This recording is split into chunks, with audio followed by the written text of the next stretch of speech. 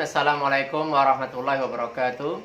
Alhamdulillahilladzi arsala rasulahu bil huda wa dinil haq liyudhhirahu 'ala dini kullih walau karihal musyrikun.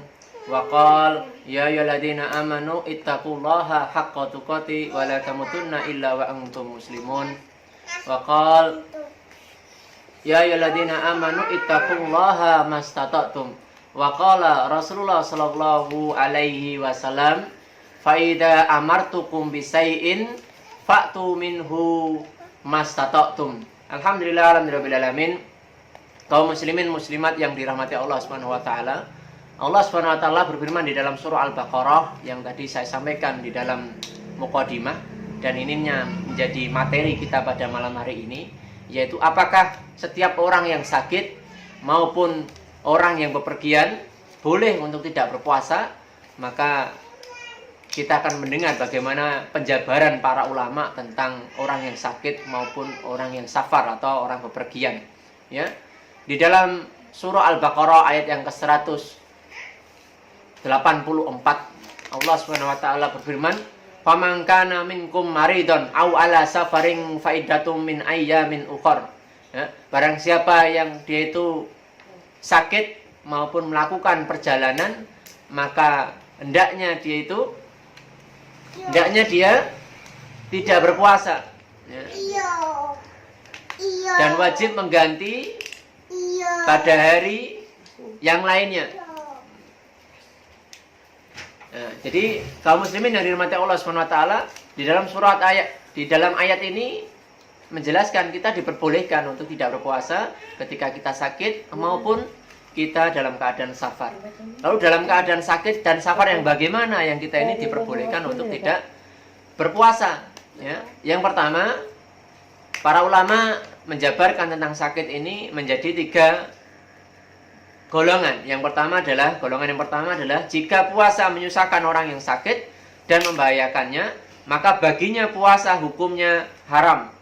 Sebagaimana Allah berfirman di dalam surah An-Nisa ayat yang ke-29. Ya, wala taqatulu anfusakum innallaha kana bikulli raqima. Janganlah kalian membunuh diri sendiri, sesungguhnya Allah Maha Penyayang kepada kalian. Ya. Begitu pula Allah juga menyebutkan di dalam surah Al-Baqarah, innallaha yuridu bikumul yusra wala yuridu bikumul usra. Sesungguhnya Allah menghendaki kalian itu sebuah kemudahan, tidak menghendaki kalian itu dalam keadaan susah.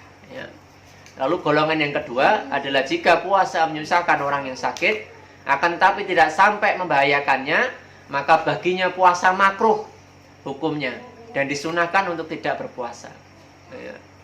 Lalu golongan yang ketiga adalah jika puasa tidak berpengaruh pada orang yang sakit, maka wajib baginya untuk berpuasa. Jadi berdasarkan penggalan atau 3 golongan ini, ketika kita menghadapi sakit atau kaum muslimin menghadapi sakit, maka harus dipilah.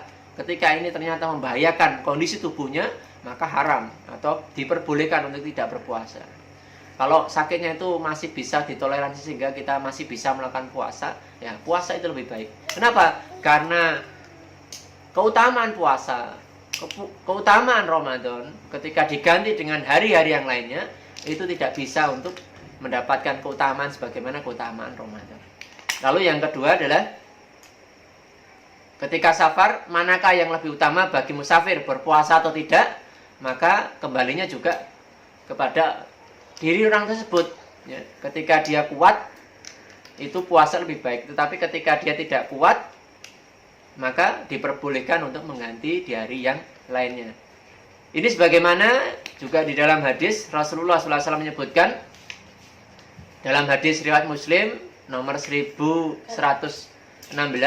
kami berperang bersama Rasulullah SAW pada bulan Ramadan.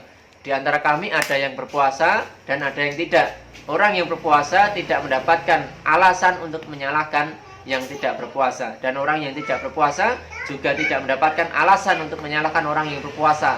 Mereka berpandangan bahwa barang siapa memiliki kekuatan lalu dia berpuasa, maka itu baik. Dan barang siapa yang tidak kuat untuk berpuasa lalu tidak berpuasa, maka itu baik. Nah, maka berdasarkan penjelasan ini, kita akan lebih memahami bagaimana kondisi ketika kita sakit dan bagaimana kondisi kita ini dalam keadaan safar.